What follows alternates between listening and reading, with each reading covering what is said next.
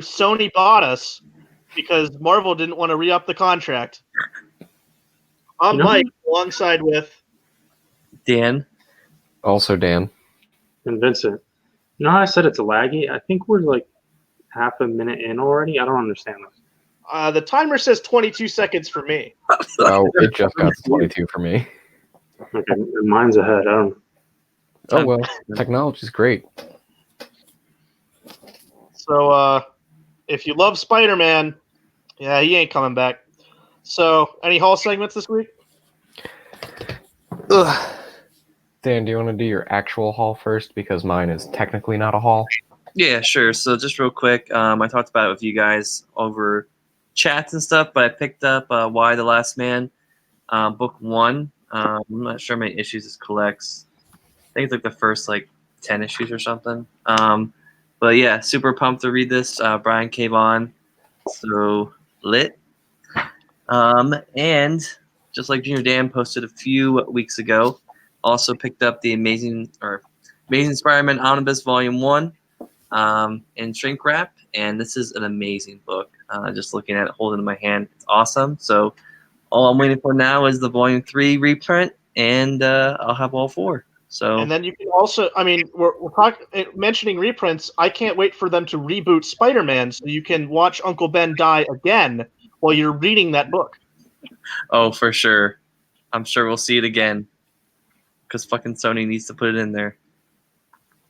Yeah. Great. I've got some quick haul stuff, and then Dan has something actually interesting. I stopped by the Books A Million in Harrisburg, and their sales section was pretty shitty. Yes, it was. But I picked up Batman Birth of the Demon, which Mike showed off like a week or two ago, I think. Or he was reading it, I don't know. Then I got Batman Black and White, Volume 2 and 4.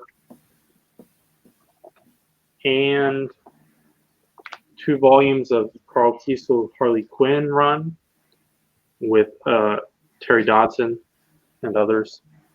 I got this Fables OGN, which kind of a spinoff, but really more actually essential to the main story, I think.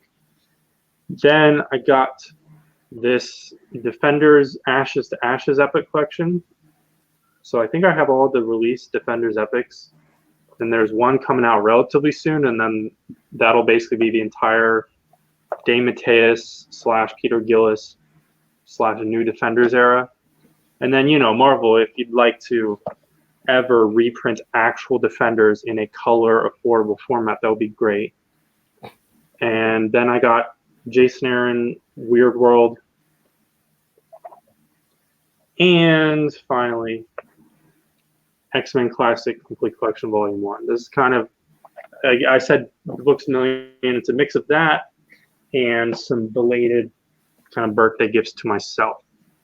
And as we've mentioned on at least the previous show, everyone here is going to be going to Keystone Comic-Con in 2 days. So next call will probably be more extensive.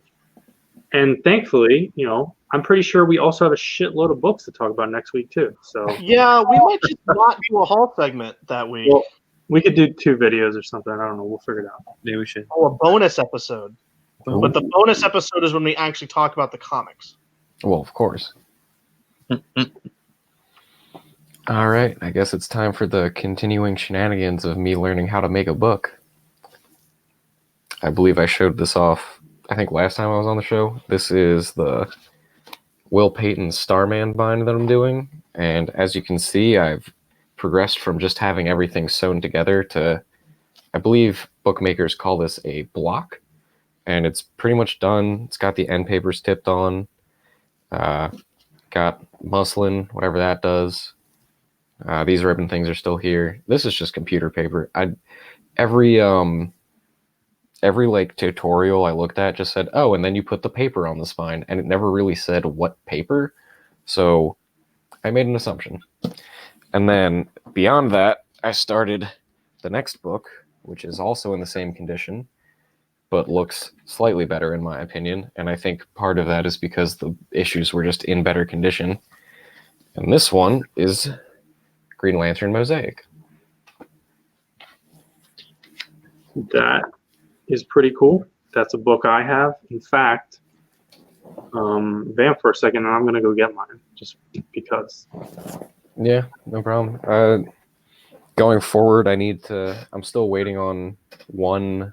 It's calico spine dressing. It's the stuff that like strengthens the spine, and I'm still waiting for that to come in. I ordered it off Etsy because I couldn't find it on Amazon, and I don't think it really occurred to me when I bought it, but it's shipping from Australia, so I think it might take a while. But then the shipping was also free, so So you'll get it in 3 months. Maybe. So here's my version of Green Lantern Mosaic, and it'll be interesting to see Dan's final version. I mean, ultimately, not actually that like the way you're doing it and everything. The finished product not going to be like really different at all, besides the outer material, which really doesn't matter. Yeah, I think the only noticeable things you're gonna see is I'm currently planning on having the covers be like actual boards and like have pictures on them and stuff.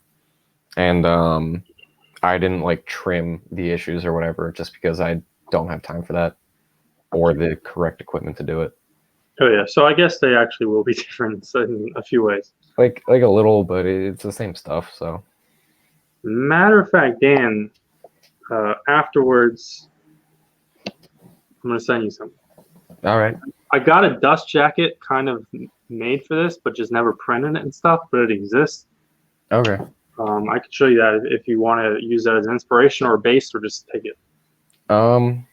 Maybe just to look at because I already photoshopped some stuff that I want to use for the front and the back cover, and basically I just have to make up the spine now. But yeah, we'll see. All right.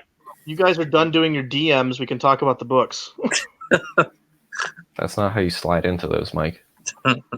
Well, you know, I don't think a Green Lantern really slides into anything. What if he makes a slide from his ring? It's too. It's It's too definitely creative. happened, and you know it. What's definitely happened, and we know it, is Detective Comics number 470 by Steve Englehart and Walt Simonson.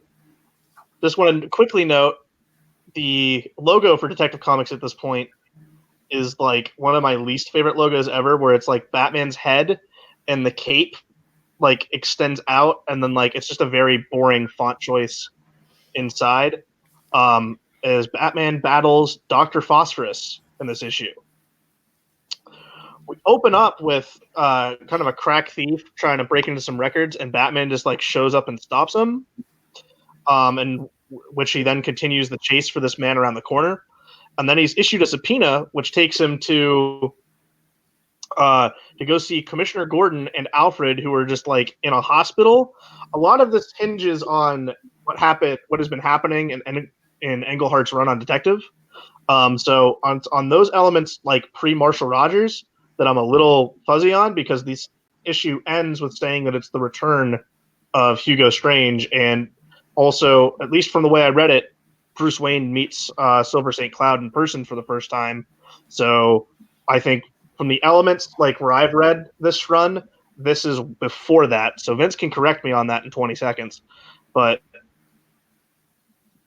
I'm just kind of slowly putting the pieces together here. Yeah. So and you say picking up from previous parts of Englehart's run. They're mostly footnoting to the previous issue, which was really the beginning of Englehart's run. So this is 2 issues in, and Dr. Phosphorus first appeared last issue. And Mike isn't as familiar with this because oftentimes they'll center a collection around Marshall Rogers or around Steve Englehart, and they'll cut out certain pieces and stuff. Yeah. And so if you dive in obscure books, this book, Batman's Strange Apparitions, which actually isn't that big at all, but this book does include these 2 issues with the Walt Simonson arc and Dr. Phosphorus. But continuing on, Batman's visiting Alfred and Commissioner Gordon, who are injured, and Batman's injured himself as like they notice that he's kind of wearing gauze bandages under his costume because like there's bulges all over his costume. Which he's kind of hot on the trail of Dr. Phosphorus as we cut to a theme park concert. And Dr. Phosphorus just like shows up and projects himself and tells them that I'm going to steal everything. While Batman's like back at the Batcave, like kind of patching up his injuries. He gets the call and he goes swoops in as he then follows. By the way, we get a Chief O'Hara sighting, which this might be the first time I've read Chief O'Hara in a Batman comic book because I almost universally only know him as like a character on the 60s show. But he ends up following Dr. Phosphorus into a nuclear power plant where he's going to try to charge up. But in the fight with Batman, he kind of falls into the heart of the nuclear reactor and I guess just kind of explodes. As Batman's just like, yeah, it sucks for him, but hey, at least Gotham's safe. And that's kind of her story. I want to talk about Walt Simonson's art here. I like Walt Simonson's art. I'm not going to go over his entire history. He's a comic book legend. His style is great.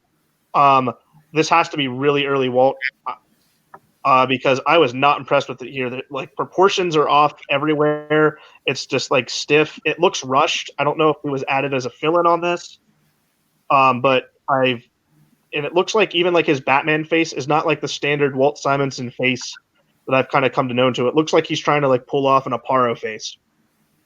That's kind of what I want to say about it. Is like it doesn't look like Walt's style. It looks like Walt's trying to emulate someone else. Well, I think a major part of that is, well, first of all, it is early in his career. He's done stuff before this, but I think this is like pretty damn early. And yeah, this is really early. This might even be before, for what's it called? Before Manhunter. This is after his Metal Men run, though. But I think part of, so obviously his unique developed style isn't all the way there yet, but I think another part of it is that he's being inked by Al Milgrom, who's kind of a very house-friendly guy no matter where he goes, and not necessarily negatively. I still think there's cool bits of the art. I think the way he draws Silver St. Cloud's hair reminds me a lot of Simon's stuff. I just have like a few weird comments. The arena that Dr. Phosphorus holds up is called the Sprang Arena, named after Dick Sprang. The status quo at this point, Batman has moved into the city, which I think that's an O'Neill and Adams thing, right? It is the Bat Bunker. Yeah, and he has a new Bat Cave under the city. It's like an abandoned WPA subway expansion. And there's a hilarious scene, a panel with a moving truck where he explains that he had to move the giant penny and the dinosaur and everything. And Alfred and Dick Grayson thought it was stupid. There's a cool like character moment. Like it's not like he dives into the psychology deeply, but he's like, I'm not Superman or Green Arrow. The Batman is my life.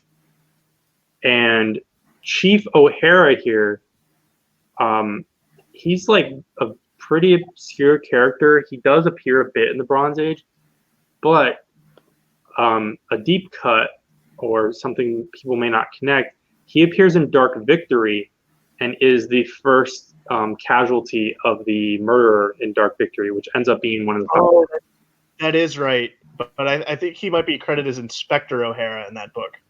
Yeah, well, whatever it is, regardless, I don't think that continuity matches up if he's appearing alive here, because Dark Victory should take place before this.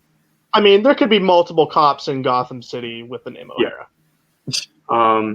I think there's cool moments because this is like pre-Bat-God era, so there are a few moments that stood out to me like that. Like initially, he goes to try and check out Dr. Phosphorus, gets on his bat boat, shows up.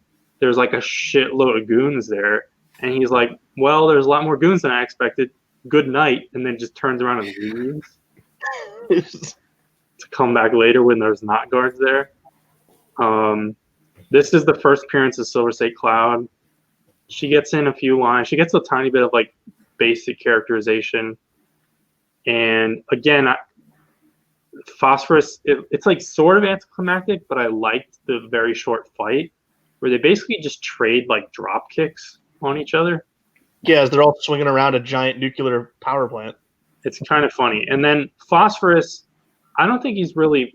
He shows up again in a Batman issue by Englehart, which has never been collected, of course. But then disappears again for a long time, and Ginger Dan, as well as others, would know his next major appearances, sort of. I definitely feel like I know what you're talking about, but not well enough to actually answer your kind of question. He shows up in Starman. Right. Yeah, he does. I do remember that. That's actually like 1979 through like 94. Dr. Phosphorus just didn't appear. Kind of weird. But then, someone like James Robinson makes sense. Yeah. So how do we all feel on Detective Comics 470? I was like, it was all right. It was fun seeing an unpolished Walt Simonson just for like historical look backs at it. It's like I thought it was sorry. I thought it was interesting just because like this isn't an era of Batman I've like read a bunch of, so it was kind of neat to like get a taste for it.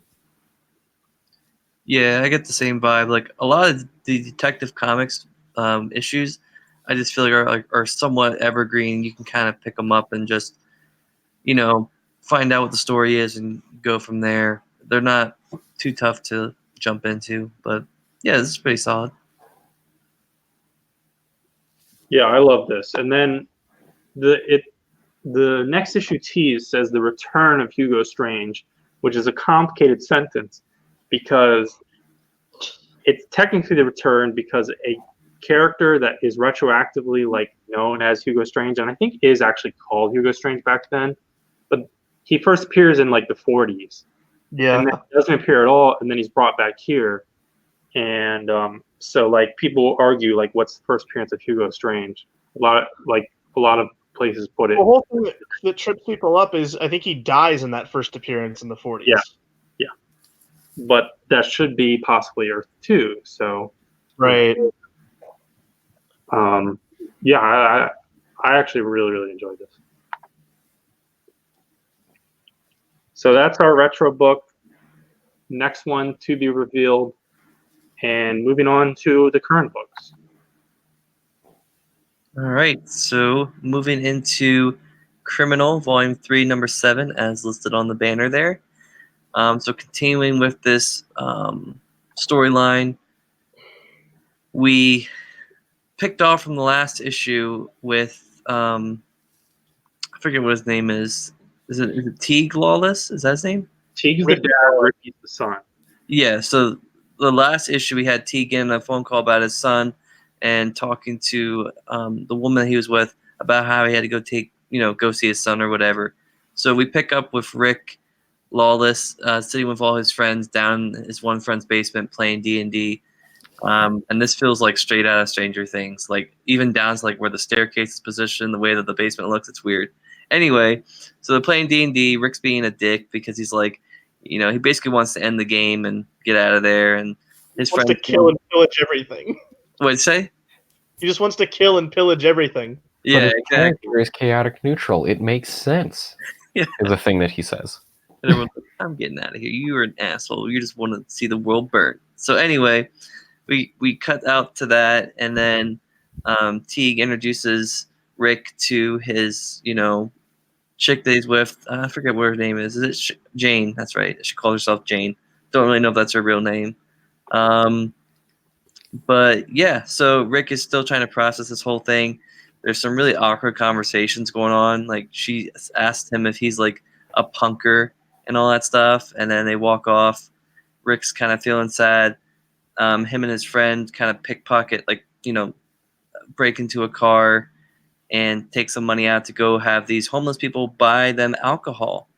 It doesn't go well because as they're standing up on the roof drinking the alcohol, Rick obviously goes crazy and actually throws a brick into a police car, and they get chased by the cops. And at the very end, Rick hides in his one friend's house, the one that was doing D&D stuff with him. And at the very end, like Brubaker likes to do a lot with these issues, leaves you with one little piece of thing to keep you coming back for the next issue, and that is Rick thinking about where he can find Jacob's dad's gun in the house, because I'm assuming he's either going to try to kill his dad or Jane. We'll see, but again, this is just an amazing series. I've already collected the first 2 trades of of the original series to go back and kind of reread all this, but this is just an amazing series. So I don't know what else. What do you guys think? I like this a lot. I liked getting more background of kind of young Ricky Lawless. And it's fun to see like young Jacob, because like Jacob was our main character in issues I think 2 and 3, over the Bad Weekend storyline. So I just kind of love how Brubaker has this little universe where he's created where characters kind of drop in, drop out seamlessly, and that is a very fun end tease with Ricky thinking about the gun. This is the 3rd part of Cruel Summer, and if you read the back matter, Brubaker says this is going 12 issues. No. We're not even halfway done yet. No, it's going to 12, so it should be 8 parts, I think.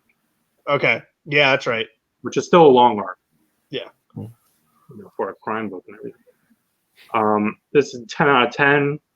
It's just perfect. There's some cool coloring here where in the panels where the narration emphasizes Ricky's anger or frustration, there's a lot of red splashes. And there's a lot of lines in here where it's like, oh, I got to screenshot that, or oh, that's a really fucking good line. Like when Jane is talking, asks if he's a punker and stuff. She's like, I bet you never even heard of Joy Division.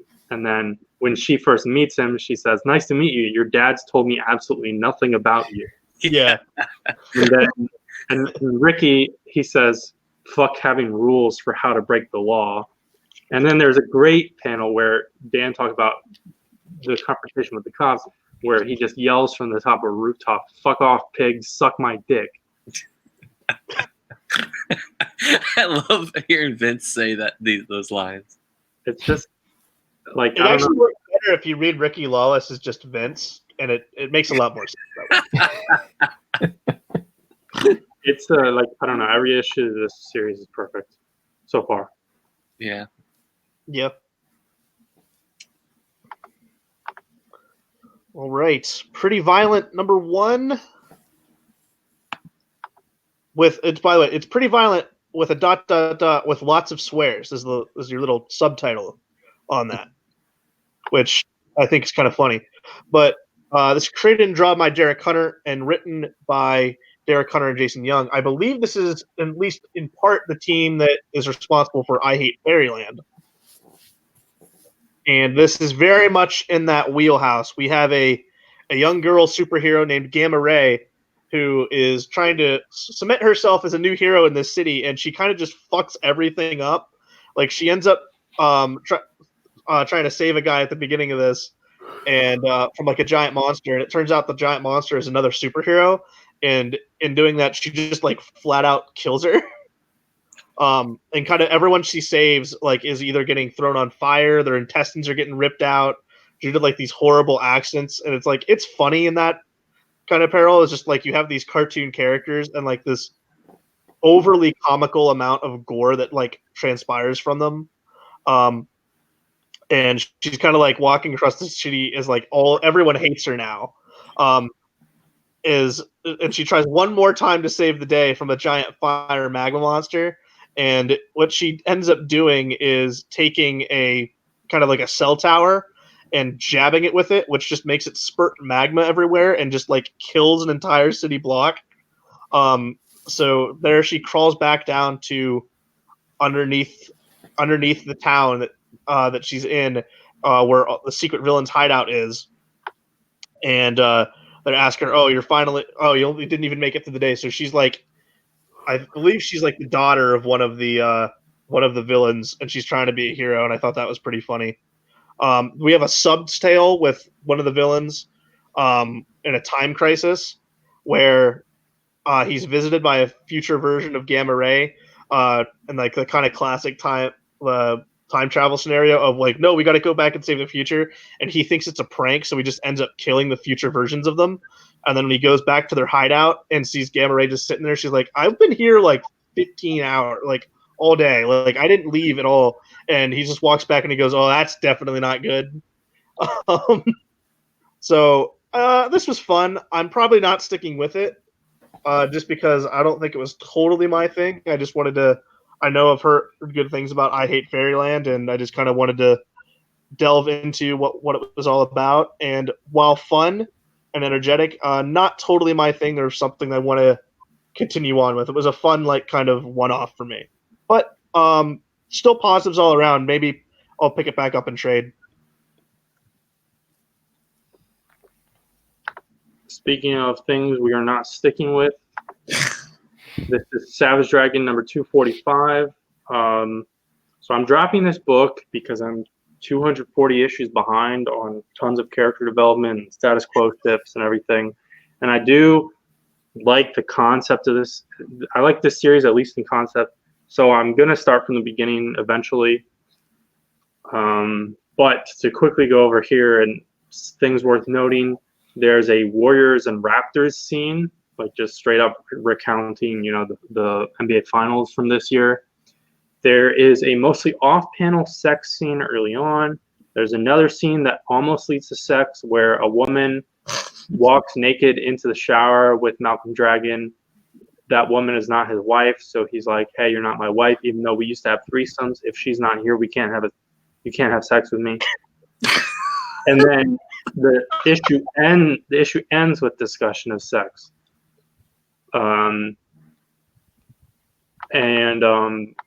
The antagonist here is some kind of like BDSM inspired dude chained up with like padlocks all over him.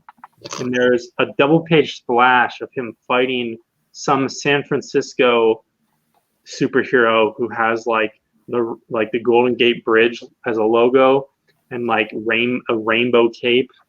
It's just a really crazy page of this guy. These two like ridiculous looking superhero like characters fighting each other.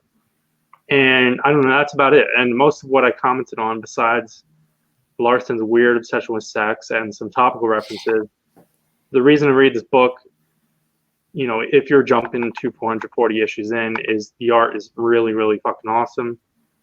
But otherwise, I don't know. I'm going to go back from the beginning, so I will no longer be talking about Savage Dragon on this show unless I'm able to eventually catch up and read the previous 244 issues. Vince, I like how you turned all your lines into topical events where you're not sticking with this book and you have to go back to the beginning.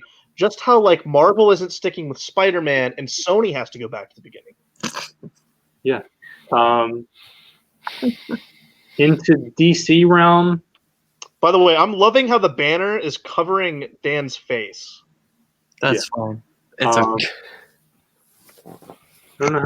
don't know what the alternative is. So Aquaman number 51, Aquaman and Aqualad, Jackson Hyde showed up last issue, and they're getting to know each other here. They're helping the Elder Gods settle into their island. Mera is kind of making some money moves as the Queen of Atlantis. She diverts the floral budget from the royal wedding to still the floral. I don't know. They're going to like harvest these rare flowers, which is going to boost the economy of some like Atlantean outskirt sector.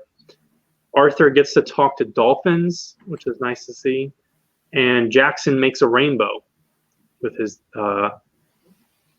water kinesis, aquakinesis, whatever it is.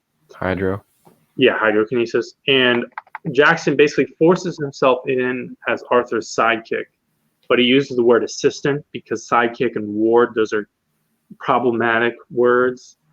And Erica Watson, who I talked about before, she goes back to the Jeff Johns run. She has a fiance named Dwayne Fredon, named after Ramona Fredon, major Aquaman artist. I don't remember ever seeing him. I'm not remotely caught up in this series, so I don't know if this is his first appearance. If it is, that's super cool. If it isn't, everything I just said for the last half a second is pointless. We get a footnote in this issue explaining what the acronym RPG means, which I felt was, I don't know, who needs that? I don't know. Even if you're like a kid, if you're reading an Aquaman comic book, don't you know what RPG means? Jackson Hyde's dialogue by way of Kelly Sue DeConnick, it's a little dorky, and I can't tell if she's like kind of sort of going for like, how to say it, if she's kind of sort of going for like a black teenager thing. I don't know, but his dialogue comes off weird. And a giant sea monster attacks at the end, and so that's where the issue ends. And then there's an epilogue. Lex gives Black Manta a giant mecha suit, not a suit, a giant mecha robot, or maybe he can pilot it, programmed with his dead father's like thoughts or something.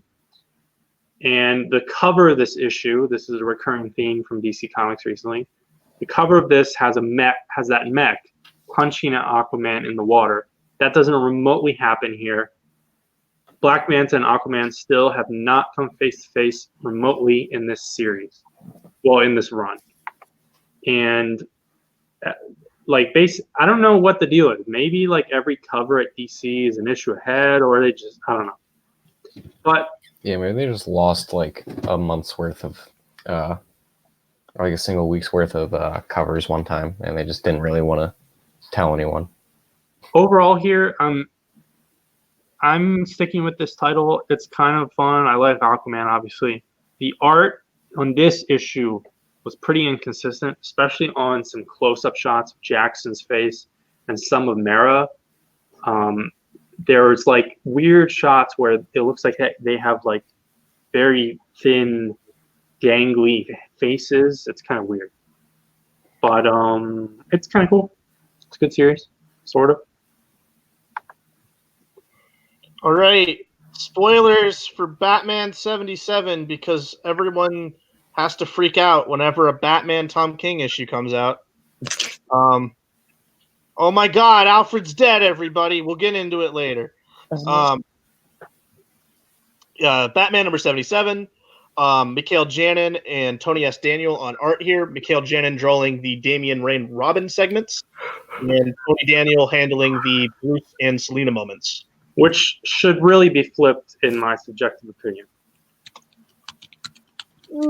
Considering that Tony Daniel's been doing all the moments in the city so far, I agree. But I enjoyed the Mikhail Janin Robin stuff, so it's a win-win for me. Well, I think the conclusion ultimately is that Mikhail Janin is the better artist and the better artist on this series. I think Daniel's Selena looks kind of off in multiple sequences. Okay. But this was basically a straight up a Robin issue. As he's we saw in 76 that he was standing on the kind of like right on the outskirts of Gotham and wondering what to do, and he's made his plan to sneak back into Gotham City to try to help, as he's now run into the foil of Gotham Girl, who is kind of been running roughshod through everyone. But Damian came prepared with a plan. He brought the Wand of Clarion, the Witch Boy, and just straight up memorized the spell to take her out. I loved that. But he does come face to face with Thomas Wayne Batman, where I love that, like, straight up, he's just like, "You're not Batman." You're like just completely just talk shit to him immediately, and it was great. I like that we're not going anywhere with this of like, ooh, Damian might join Thomas's side. No, like strictly like, you're a villain. I don't like you, and we're gonna win. So like, I loved that. At least for me, like reading Damian, I felt like that was a big growth moment too, where like, I feel like if other writers might try to play with that, like, oh, he might join Thomas Wayne Batman.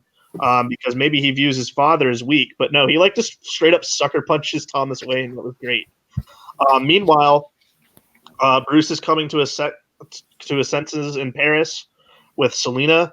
flat out admitting that he lost, and he's kind of finding his ground again. And he knows that to help his family, and because he'll never be able to escape it, he's gonna go back to Gotham to stop Bane and to stop Thomas Wayne. Um, Damian still gets captured by Flashpoint Batman, wakes up, and we learn when what we heard was if any member of the Bat family shows up in Gotham, Alfred's killed, and they snap Alfred's neck right in front of Robin. So he's dead. And now Bane and Flashpoint Batman have a new kidnapped prisoner in Robin. The issue ends with Batman back in full costume with Catwoman, as Selina's going to teach Bruce revenge in her own way. So I'm excited for this. I think the freak out for the Alfred thing is completely unwarranted. I fully believe this is a fake out, and also like he's going to be fine by the end of the arc. They're definitely not killing him off for any extended period of time. And also, if he is, he'll be back and alive by the end of King's Run. So like, stay tuned until like the end of next year, and he'll be back. I think it's Clayface or a diversion setup. The way I read the scene is, I feel like Alfred would have definitely said Damien by name here, and he only hear him refer to the words as master and never anything else. And it's kind of being played in a we don't know who's talking to who scenario with the way the words are coming out, as we just see Robin on the panel. So I think this is a total fake out, and everyone's just losing their shit for no reason. But otherwise, good issue. I'm still enjoying this. My thoughts are, if it's not a fake out, I will be upset. Okay, but he's coming back. Like it's Ant-Man and Alfred are never gonna go away, so no point in spending time getting angry over it. Yeah, but if he is genuinely dead, but then also back, then it's just shock value. It's just It's total shock value. But it's comics. These things are predicated on shock value. It's lazy comics, and this is Heroes in Crisis Tom King in this issue. In that aspect of the issue. For that aspect of the issue, we've had like 5 fake out moments like this in the run. I don't know why people are just like they're duped every time. It's hilarious to me. Well, that's just the nature of the community and the internet right now. So, we read things on an issue-to-issue basis, so you get issue-to-issue reactions. Yeah, it doesn't help that like CBR or Newsarama or like Bleeding Cool definitely take it and run with it and like play it up. But Dan, you read Batman this week, right? Yeah. Did you like it? Yeah, I thought it was pretty good. I mean, it's still building up to, whatever showdown is going on with Bane. But for me at least, like I said, 77 issues in, I can still kind of understand what's going on, and I really like the moments with Selina and Bruce. Yeah, I thought they were really good too. Yeah, because it's like, do I go and do this, or do I not? And it's good that they're gonna go do that together. That's probably gonna help transition into their ongoing series, right? Batman and Catwoman. Yeah, well, it's a maxi series. It's not ongoing. Okay. Well, it could end up being like a Batman and Robin thing where maybe the book sticks around after King leaves, but we'll see. But we know the Phantasm's coming to town, at least for that book. That's been hinted. So we'll see what happens. But I'd say my last kind of verse on the Alfred thing, if he is truly gone, I think it provides a great kind of moment for Damian where that squarely falls on him, and that's the reason why. And I think that provides a fun dynamic to play with him going into kind of like kind of big moments for him and growth. So because we know that he definitely has like a respect for Alfred, and he even named his cat Alfred. So I think that's a fun thing to play with. But that's much like that's long-term thinking that I'm like almost sure we won't see. But that's it for Batman 77 for me. For posterity's sake, I'd like to note that Batman himself appears in costume in one panel in this issue. I mean, technically it's a full page, but just last page, right? For what that matters. Hey, at least the cover made sense. Does the cover make sense? That was weird too. The cover of this issue is basically a copy and paste of the last splash page from the previous issue. I'm done talking about this book. Okay. Next. Well, Mike, what we can talk about now is the Black Mask, You're the Villain, #1. Oh, this sucked. It was meh. I don't know. I don't think it was bad. I don't think it was good. It's just it exists. It's written by Tom Taylor. It's drawn by Cully Hamner, colored by Dave Stewart. It's kind of just like half to like a quarter a Black Mask origin story, and then like some random Batwoman thrown in the middle, and then I guess maybe You're the Villain is thrown in on a couple pages, and you put it in a blender, and this is what you get. Yeah, no, we start with Roman Sionis as a young boy. He's the son of two people that own a, I think, fairly large cosmetics company, and they're just asshole parents. They don't care about the kid at all. They kind of just care about appearances. They own a cosmetics thing. Wild. They love that their son has a lazy eye. Yeah, definitely. Oy. But he has to like dress nicely for a dinner with the Waynes. This is before Thomas and Martha die. We quickly jump to after they're dead, and Roman talking about Bruce a bit, and something about how he saw something leave Bruce's eyes, or like a smile leave his face after his parents died, and that's when he decided to burn his parents alive, basically set his house on fire and everything. And then we find out that Black Mask is telling this to his one singular hostage, Gary, as he's robbing an armored car somewhere in Gotham. Lex basically frees him from this situation where he's surrounded by the GCPD. And basically all that Black Mask has to do, I guess this is kind of an offer, that other thing with Year of the Villain. Dude, we're in dark gifts now. Huh? Dude, it's dark gifts now. We're beyond the offer. But basically all Black Mask has to do is impersonate some CEO of some rival company of LexCorp, I think. And he does that for like 6 months. He kills the original guy so he can have his like fingerprints and whatever. Eventually, Batwoman tracks him down to Atlanta, as does Renee Montoya. And they confront the person that Black Mask has become. And Montoya thinks that Black Mask just has something on this guy. And that's why he's been like selling out to LexCorp and like hiring former Black Mask like goons as bodyguards. Luckily, Batwoman saves Montoya from getting shot by him, but he just kind of runs off into the crowd, and I guess the power he got from Lex was the ability to give himself a different face just by like touching his mask or something.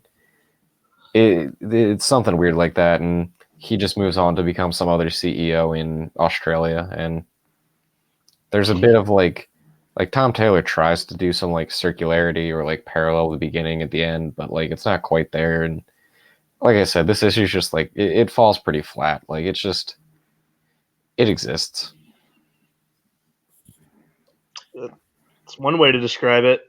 How many kids of homicidal murderers was Bruce Wayne friends with now? A lot. Yeah, this is stupid. Yeah, can you imagine, schoolyard, playing around, just Bruce Wayne, Tommy Elliott, Roman Sionis. Penguin. Yeah, sure. Oswald. Watch Gotham on whatever network it's on. It's over. Oh, did the finale already happen? Yeah, it happened. RIP. I didn't think this was bad. I just it was slightly confusing to me with his new status. I don't know about Renee Montoya anymore. She's a cop here, but she's a private eye in Lois Lane in The Question. What the hell's going on? Time skips. All the above. Yeah, this is this was so like, oh, I'm gonna redo Black Mask, who's already a pretty flat character, but I'm gonna give him essentially Hush's backstory, which is shit anyway to begin with Hush. and just copy it over to Black Mask, and now Black Mask can change his face because he's got a cybernetic mask. So now he doesn't even wear the black mask. So what's the point of Black Mask now? Like, Yeah, I mean, the last part. This origin is actually pretty in line with previous stuff, though. Previously, I don't think they ever really like touched on him hanging out with Bruce, but they are supposed to be around the same age, and they're both prominent families. With the his parents were, it's a cosmetics dynasty and everything like that. And then they don't go far enough on, I don't know, whatever. Then I don't like the way Chloe Hamner is drawing him before the change, where you're seeing his skin underneath the mask, and it also looks fine. Like, he has this mask on, and it's like a full head mask, and it's tight to his skin, but the skin underneath looks fine, whereas the premise for most of the Black Mask stuff and his initial transformation into Black Mask is that the mask is burned onto his skin. right. And even in later interpretations, like, even if you could see his skin under his mask, which I usually prefer all of his masks to basically cover 100% of the skin on his head and face, but like, if you wanted to go this direction, you could have his skin like all burned and scarred and uneven. There is like an explicit War Games reference around here, which just brings up further questions of, Stephanie Brown Robin. Of course, there's no answer to this question because that's how. No idea.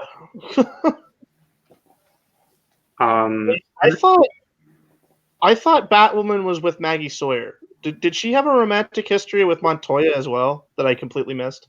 Yeah, a little bit. Yeah, I didn't really get the point of this. Yeah, because I don't think Black Mask is like, I don't think there's stuff charted for him coming up. Oh, unless like Tomasi uses him in tech. I guess this really, it's like a Black Mask refresh just to make sure everyone knows the status quo, which is somewhat timely because he's going to be in this stupid Birds of Prey movie. And he's being played by Obi-Wan. Yeah. And then also it's like a pseudo Batwoman one-shot while that show is ready to get off the ground and while she hasn't had a series in a while. So I sort of understand it, but also don't, because I don't think this is going to go anywhere. Whatever. I thought Cully Hammer's art was all right. Yeah, it's pretty good. Next is Superman Year One, number 2. This it feels pretty long because like a lot happens, but also not a lot.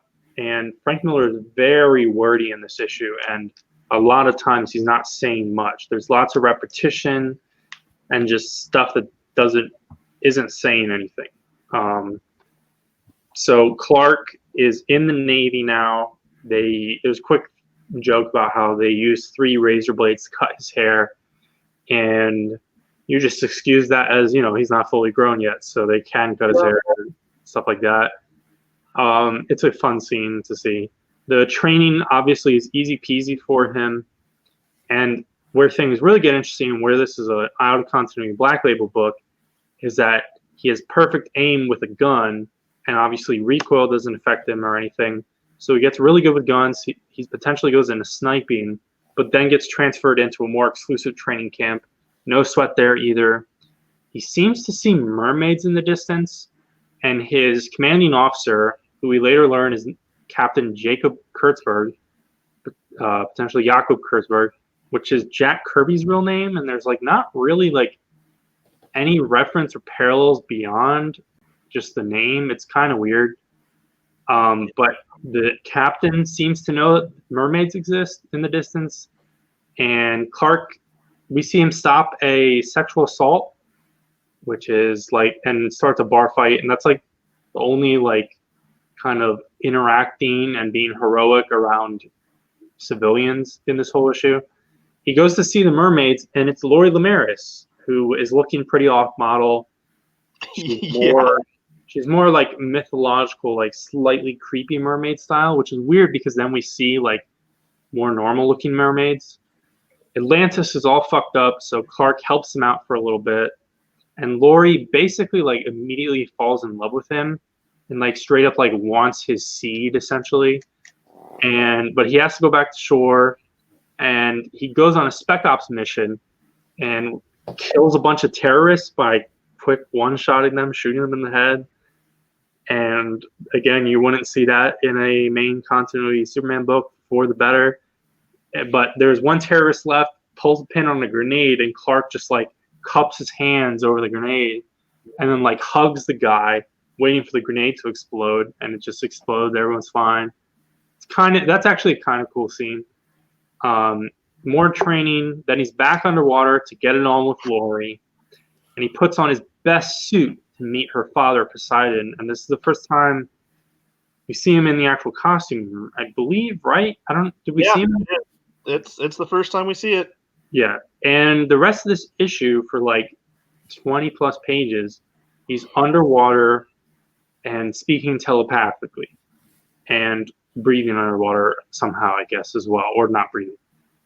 And Poseidon does not fuck with him, so he sends all kinds of threats after him, including a kraken, which he just shrugs off, and then an even bigger kraken, which again doesn't do anything. And this is all because Poseidon is an ancestral creep and wants Lori, his daughter, as his bride. And like there are even some like straight up weird comments where he's like, "You will replace your mother in all ways." But he can't do anything to Clark, so he just runs away, and then Clark Kent, Superman, is king of Atlantis. And I don't have much more to say. I think the Romita art was a lot more interesting and impressive last issue. He doesn't shine as much in the underwater sequences. His Lori isn't super interesting to me. The Kraken's really cool. And again, it's really wordy. It feels really long. Lots of these training sequences, it's just like very repetitive storytelling. But I kind of like the authorial balls of Frank Miller, just to go like this far off the path, where it's like big giant Lori Lemaris story with Clark Kent shooting terrorists in the head. But I only respect it on that level because it's totally out of continuity. Right. I agree with that. This is very strange. I'm without a doubt keeping reading this, and really, we have one more issue. Oh, it's only 3? I didn't know if it was 3. So next issue, I like the first one actually quite a bit. And yeah, the first one was a couple of our picks of the week. And next issue, my reaction to that, I think, is going to determine whether I will pick up a collection or something, or otherwise, I might honestly just track down a physical copy of the first issue, because they're still these square bound Black Label. They're still pretty meaty, and could work on their own in a nice way. What are your other thoughts for those who read it? Like the plot needs to speed up. This was like, I felt like the first issue, like we got him fully growing up on the Kent farm, and like I felt like it moved. I felt like this one was just kind of at a total standstill, and I liked some of the underwater stuff, but like I didn't really get a feel like I was supposed to get like that "ooh, Superman's here" moment, and it wasn't there. But I will say I dig the suit. I like kind of the 1930s inspired suit. Yeah, I kind of have the same takeaways you guys have. I mean, it just feels like this whole story could have been wrapped up in like half the amount of pages. I don't know. If I had to say, I think I like the underwater stuff better. I found the training and terrorist counter strike stuff more interesting, just because we've kind of really never gone there with Superman before. So that was like the only thing of like holding my interest. I was like, I just want to see how this plays out. It's kind of weird though, because if he cupped that that like bomb, like how did the terrorist not die? Like, you know what I'm saying? Because it didn't seem like he like held it in his hands. It seemed like he just put like, what'd you say? He's Superman. That's your explanation. Yeah, I guess so. That pretty much is the only explanation for that, I guess. It was good.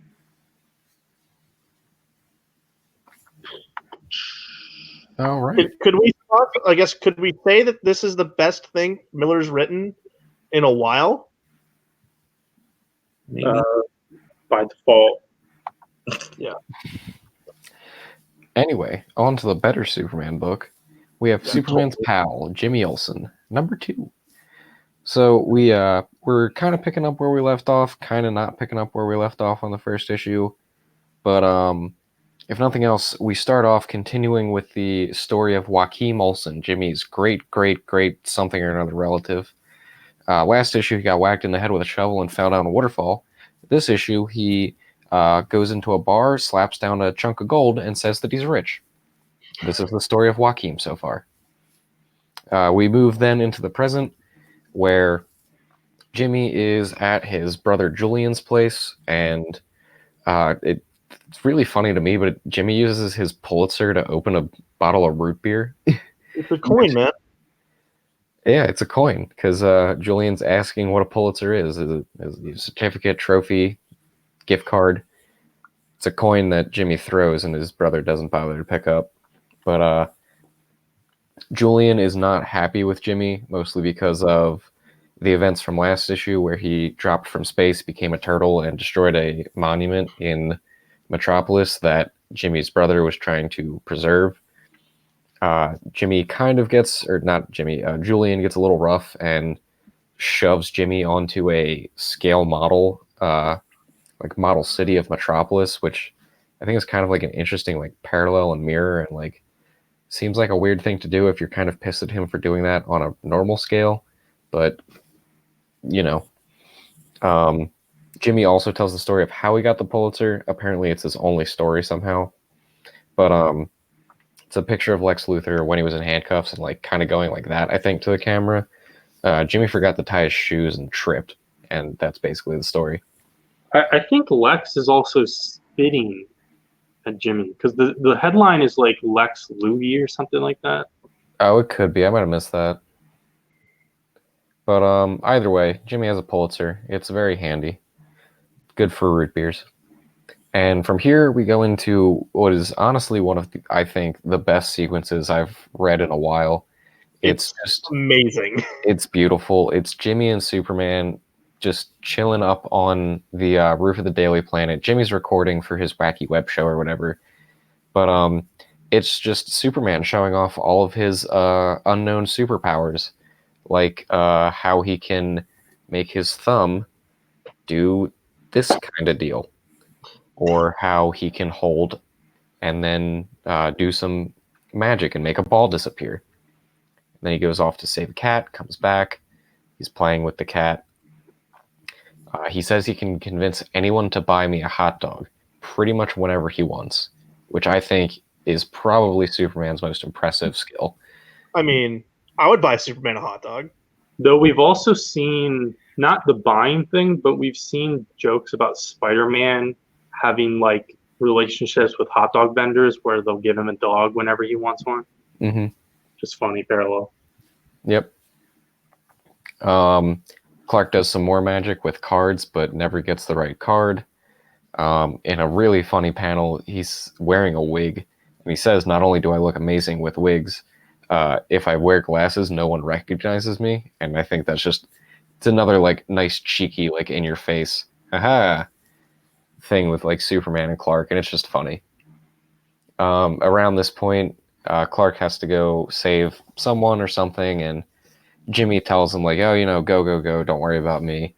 And Superman tries to say like something like, "Oh, don't you want to come, report and stuff?" And kind of in a parallel to the first issue where you had like a page of Jimmy doing weird things that caused like the Daily Planet's Jimmy insurance to exist. You kind of have the reverse of it here, where Jimmy's getting into trouble for various things, attacked by some weird creature. He's attacking some brainiac thing. He's a horse running next to Comet.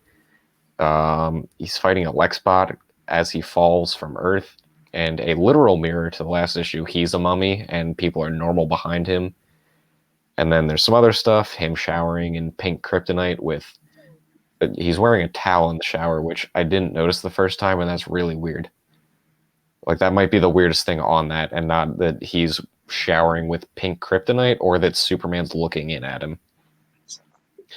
And then another, like, kind of more realistic but powerful one is him, Lois, and Clark all in what looks to be a military plane, wearing military fatigues and flak jackets and looking like they got a little bruised up somewhere. And Jimmy just says, "I'm good, I'll stay here." And Clark goes up, and then jets off. And you get a really nice panel of Jimmy saying how that's his favorite part about hanging out with Superman. And it's just, it's really good. We get a bit more politics with Lex, and we figure out that one of the other guys at the table with him is his older brother, not his older brother, Jimmy's older brother, Julian, from earlier. From here, we go back to the furthest point in time that we've seen, where Jimmy's in Gotham, and he's trying to figure out like how this has come to pass. We find out a lot of people have died since where we are seeing most of this issue, and then him in Gotham. And then from there, he runs out, and the final page, which I think was pretty cool for reasons I'll explain in a second, but Lois gets handed some file as she's on the phone, and then sprints out the door, basically. But what I like about this panel is there's a lot of really nice, tiny details in like the art and stuff. Like one of the front page, the only one you can see is Superman stopping Turtle Jimmy from last issue. There's a post-it note of like 3 different words, bludgeon, collusion, and asylum, that Lois can't spell. A note that says "Fire Jimmy" from Perry. And then most interesting is 2 post-it notes that connect over to the Lois Lane maxi series that's going on right now, where you have Too Many Questions and Mariska Voronova. So I think that's cool that they're having this little continuity in between them. And then we are left off with the tagline for next issue. "Next, everybody dies, even Jimmy." But you already knew that. That happened last issue. This isn't new.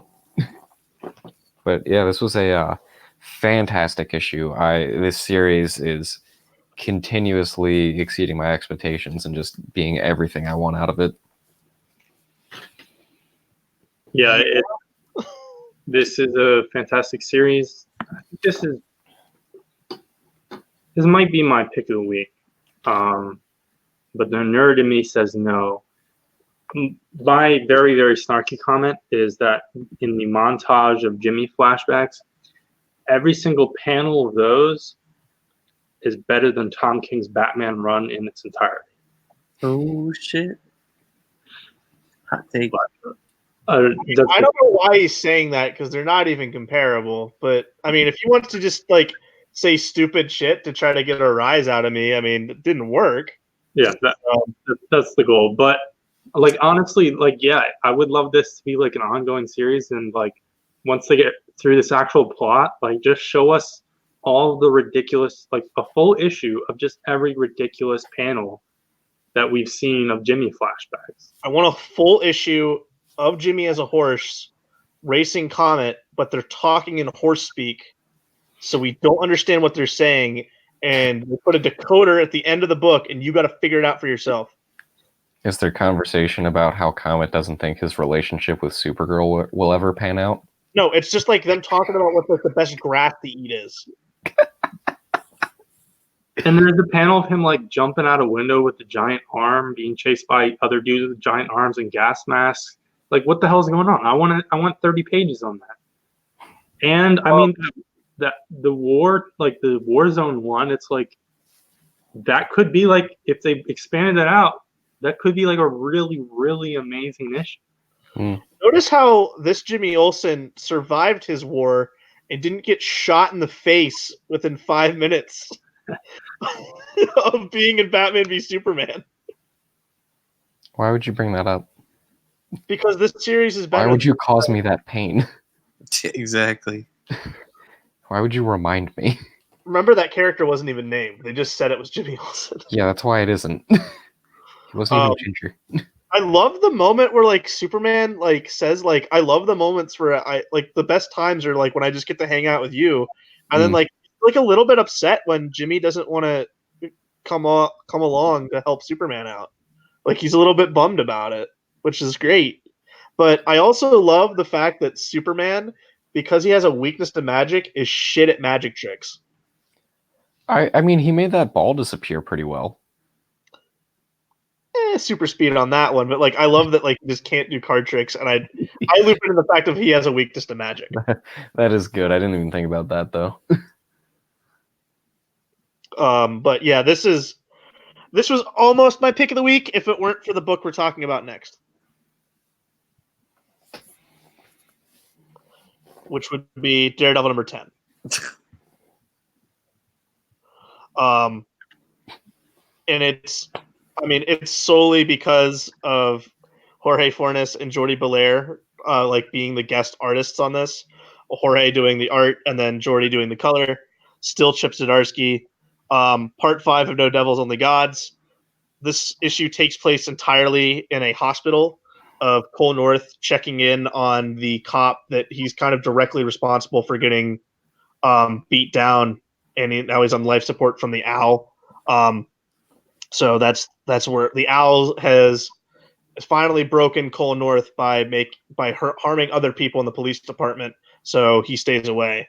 Matt is in bed with Mindy, and they've, as he says, they've been sinning, and he's been confessing a lot over the last couple of days as he continues this affair that he started with Mindy, who's the daughter of a crime boss. Um, Meanwhile, Matt gets a call, and he goes to he gets asked to go to the police station and check in on one of his clients, which is the brother of the man he killed at the beginning. And in the meantime, the other detective gets a call from the hospital saying that the cop that got beat down by the Owl has passed away, and he's kind of taken it upon himself. He's clearing out the precinct because they're going to murder Cole North because they hated what he's done. While Daredevil's trying to get time to meet with his client because he's broken his parole as he was found on the street with a handgun. And because Matt can't help himself, he ends up kind of kicking out some cameras, and he tears off some part of his shirt and he makes a mask out of it.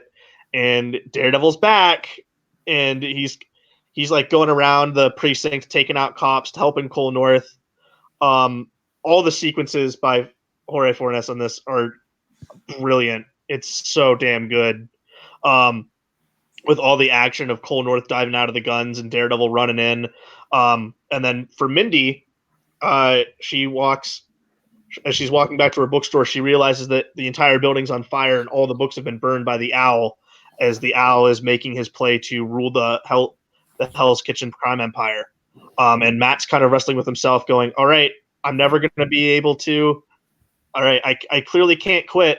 And he needs some help. And Elektra visits him right at the end of this. So this is definitely not going to go any better for Matt Murdock. I'm sure of it. The next issue is teasing Spider-Man, and he had a pretty good moment when he was in this before, and I can't wait for what happens. This is my favorite Marvel book right now. This is great. But everything has just been building so well, and the characterization's down so much, kind of delving into Matt Murdock's demons of like constantly kind of having to go back on his beliefs to go back and be Daredevil. Because he just can't put it past him. I'm liking it. Dan, what do you think of this issue? I mean, I thought it was really good. Just continuing off of the stuff from the last issue. Yeah, I mean, it's just bullying to a head, and it's one of those things where it's just very Daredevil-esque when he decides to just put on the costume, with the stuff he has around in the jail precinct. And some of the narration there, like how he was trying to do this probation officer thing, trying to step away from the role, and he keeps getting sucked back into doing it one way or another.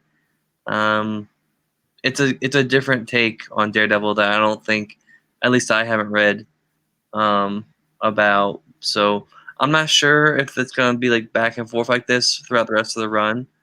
I hope it is, because it kind of like allows Daredevil to be in a different situation than where he's been at before. But yeah, I mean, it kind of reminds me of the Netflix series too, with like the whole like the police department being kind of bought out by the criminals in Hell's Kitchen. So I thought that was pretty cool. But yeah, pretty solid. Cool. Death's Head #2. So at the end of the last issue, Death's Head and Hulkling discovered that Wiccan has been hiding a weird young hipster Death's Head body under their mattress. And so Billy makes waffles for everyone. Death's Head reminds them, I'm a robot, I don't eat. That was like a standout sequence in this, just characters eating waffles.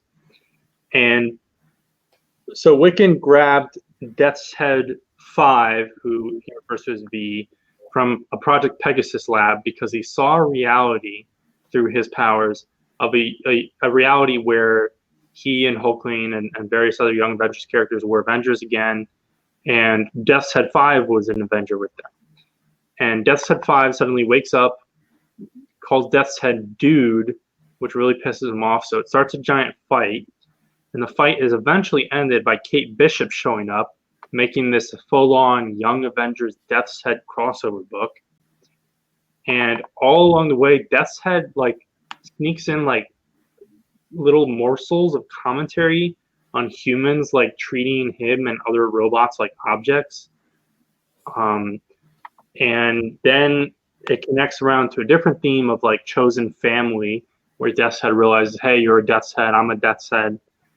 And he gets to say the words, come with me if you want to live.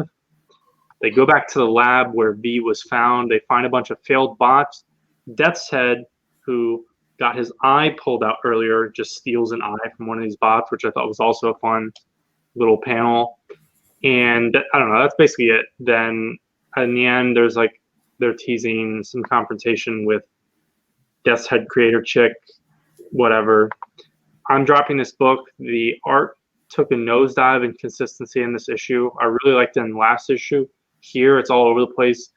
Like, characters' faces, especially Wiccan, are like really inconsistent. Like, in some panels, he looks like he always does. In some panels, it's like very, very anime inspired, and it just changes literally panel to panel.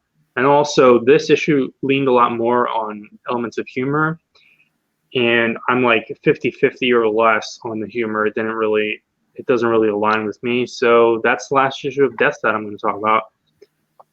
It's a 4-issue series. Since I'm not going to read the next issue, I don't know if it's going to uptick and return back to the quality of the first one. Probably will not pick it in trade unless I hear really, really good things about it after the fact. But I tried it out, and that's it.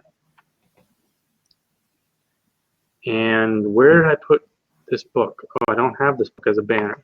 So the next book is Ghost Spider. And so I'm going to start talking about it while I set up the banner. Look at that. Hyphens. So this is Gwen Stacy's new ongoing. I'm guessing it's picking up from her last one, which I assume didn't even end that long ago. That kind of seems to be her thing. There's some like stuff on the front page that like gives you like a quick update of what's been going on with Gwen and stuff. She has some weird suit now where like she gets her powers from her suit, so I guess she's like Matrix Supergirl or something. I don't know. There was something about goo. But Wait. she is what? Is it a symbiote? I mean, I think the last arc of like her first series was Gwenom, but that feels like it was like 40 issues ago. Yeah, towards the end they use the word symbiote, but like I don't think it's symbiote like Venom or Carnage. It's just like the suit eats cellulose or something that she doesn't, and that's how it gains energy to maybe give her powers or something. I don't know. They don't really do a great job of explaining it, even though they kind of try to, but I don't know. Basically, she is going to be in Earth 616 to take classes at Empire State University. Because she has a public identity now in Earth 65, and I guess she just wants to go to school. She's like kind of bitchy and like selfish when she's talking to her band, because they're just, I guess they don't want her to be in like two different dimensions because that makes sense, but she's just like, nope, I'm gonna do this, whatever. Also says And that I also Pete said, works at ESU. Yeah, no, that's fair. I also don't really want her to. I don't know. Yeah, but they say that Pete works at ESU, and I'm not sure if that's actually correct right now or not. it shouldn't be. You should be rolling in classes. I mean, it could maybe be a situation where he's a grad student, so he technically works, but like also takes classes. But I don't really know. Either way, it's a weird thing. But the school is like super okay with her being from a different dimension. Like I thought they were just gonna like try and hide that or something, but nah. Apparently there's like a Stark scholarship for people from like different dimensions that are aliens that are actually just machines. Anything that isn't just a regular human, which I think is like kind of really weird, but whatever. The other dumb thing is the dean of admissions tells Gwen that like, oh, you're good, you're in, just figure out your classes. But for whatever reason, I guess ESU doesn't believe in technology because Gwen has to go through a course list and submit it to the registrar. Like she can't do it online at all, and that just seemed really weird to me. But whatever. We pop back to Earth 65 for a second just to see Captain Stacy's back at work. They throw him a party. He hates it because he's a grumbly old man. And J. Jonah Jameson comes in and demands his son be released because he had a man wolf episode. But JJ says something about how he wasn't in control or whatever, and Captain Stacy doesn't want to let him go, but kind of has to. And then we just kind of go back to 616. Spider-Man and Spider-Gwen are just swinging around. They find a literal giant rat, like bigger than people, and just kind of take it out and then talk about the suit. This is where Pete says, like, oh, it consumes cellulose. I guess it's a symbiote or something. And they're just kind of like very casual about it. And like, there's an offhand comment in there somewhere about, it's like, we have weird lives, don't we? Yeah, we have very weird lives. And I don't know. And then at the very end, we go back to Earth 65, where we find the home of another Miles Warren, the villain behind everything, the Jackal. And I guess he's going to be the villain. So that was the issue. I don't think it was bad or anything. It's definitely a weird concept, and I'm not sure how I feel about Gwen Stacy constantly being in 616, even though it says that she's going to like still patrol and stuff in Earth 65 at night. Also, going back to covers that don't really make sense, Miles is on this cover specifically in a hoodie. He doesn't show up at all. Spider-Gwen has a Spider-Man Tsum Tsum on her backpack, and that just offends me. It doesn't offend me. I knew it wouldn't, but either way, the art's honestly like pretty good throughout. It's drawn by Takeshi Miyazawa, and I think that's definitely a standout. It definitely feels like the original. Who was it? Latour that did the original series. Yep. No, Robbie Rodriguez. Thank you. Latour wrote it. That's right. But yeah, it seems to be in similar style. Also, her suit is maybe made of spiders. That was a thing that happened at the end. There's a whole conversation about cellulose. Yeah. Goes on for a while, too. Oh my god, yeah, it went like on a page and a half. What did you think of it, Dan? I mean, like, I've read the first two hardcovers of the Latour Spider-Gwen stuff, and I thought that was good. I mean, the second one, I was like, what the fuck's going on with this whole book? It got so derailed from all the different events and shit that was going on. I'm not a huge fan of how like she is jumping from like different dimensions and like to go to school, and like I'm just thinking to myself, I'm like, what is going on with this character? Like, why can we not just have like a story with her in like the 616 universe and there's no cross dimensional shit? Like, it doesn't really feel like her character doesn't feel like that's something that I'm okay with. Like, you know what I'm saying? It doesn't feel like it's something that's appropriate for that type of character. Yeah, she should just stay in her own universe. Well, not to stay in our own universe, but like just like they did with Miles, like bring her over to the 616 universe and have them all just intermingle with each other. I mean, I don't know what's so taboo about that. I mean, at this point, she's an established character, so it's not like, oh no, we have Gwen Stacy in the 616 universe, and we have this one. But I mean, it was all right. I mean, I might follow this as it goes along because I'm still interested in the character, but Mm. I don't know. It just felt a little drawn out the first issue. And it's, I don't know. I think they may have like shot themselves in the foot because Spider-Gwen is now since the Latour Rodriguez run ended, it's now been in like relaunch limbo because this is the exact same writer as the last series, which only lasted like a year. And so I don't know if very popular character in the movies and everything, but I don't know if like I think Marvel may have killed their own momentum with mishandling the character in comic books. They're very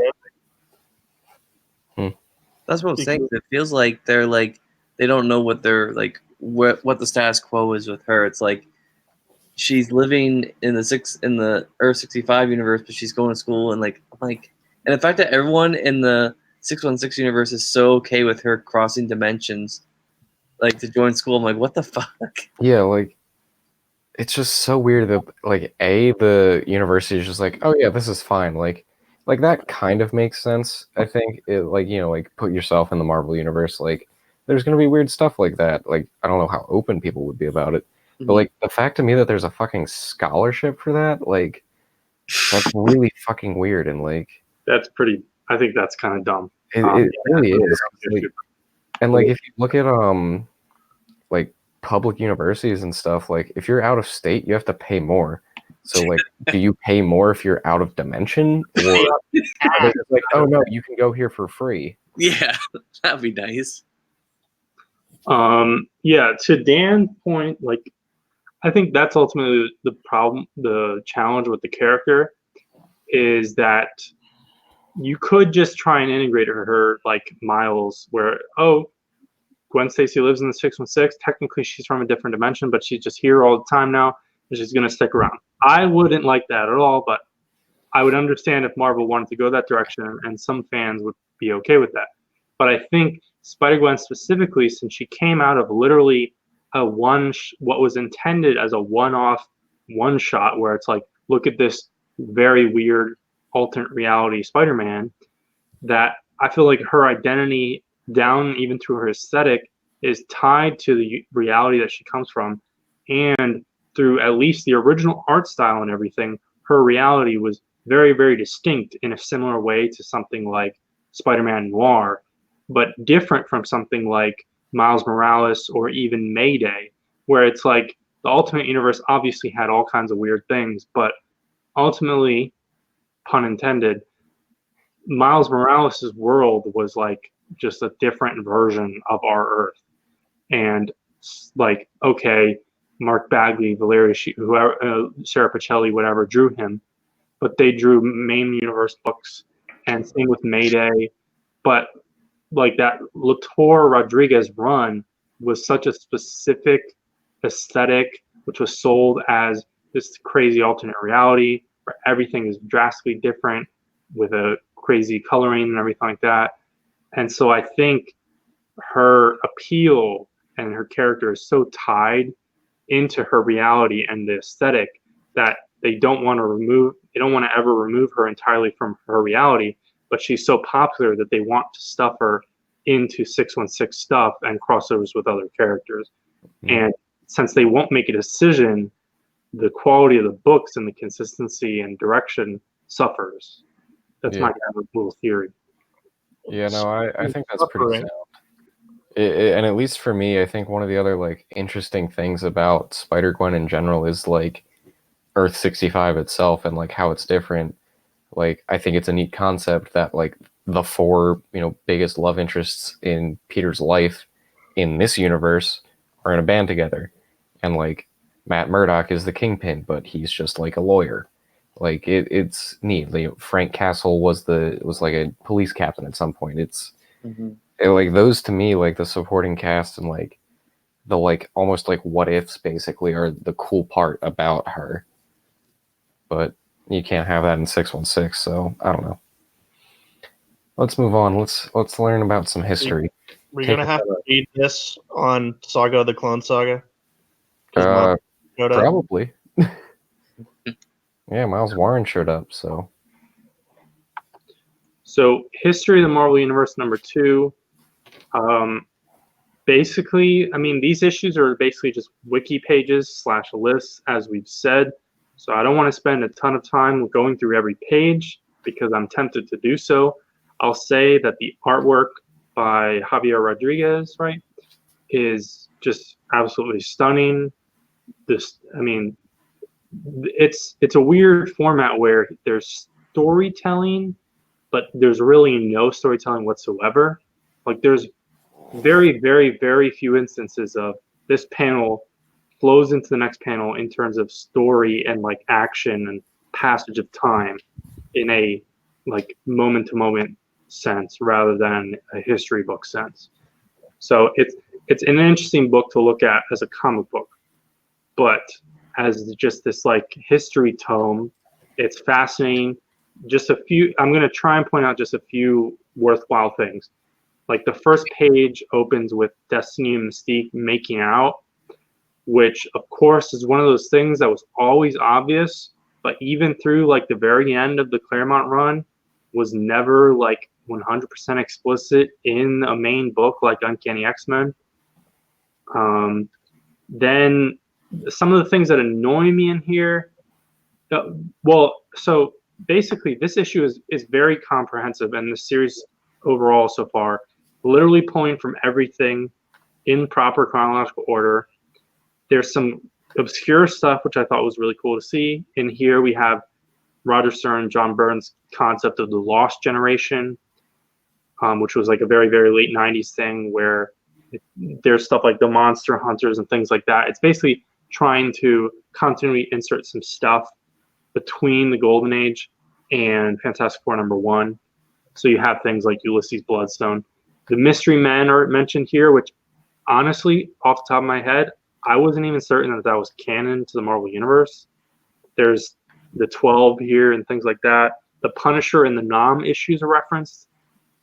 And the stuff I hate here, what annoys me to see, and I guess it's just officially sanctified and whatever, I'll just have to deal with it or headcanon it all the time.